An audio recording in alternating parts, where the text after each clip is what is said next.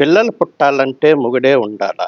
మంచి ప్రశ్నేసావమ్మా. పిల్లలు పుట్టాలంటే మొగుడే ఉండాలా అని అడిగావు. అంటే నీ దృష్టిలో అక్రమ సంబంధం తప్పు కాదు గాబట్టి, అక్రమంగా పిల్లలు పుట్టినా సరే తప్పు కాదు అని నీ భావన. అంతవరకు బాగానే ఉంది.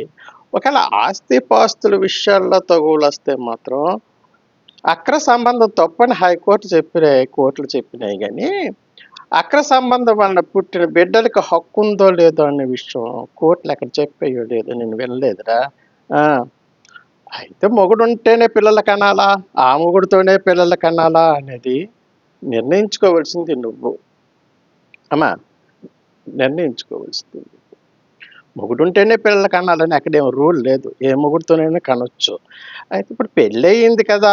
ఒక సంబంధం అంటే ఏడిసింది కాబట్టి ఆలోచించుకొని కంటే బావుంటదని నా ఉద్దేశం. ఉంటాను.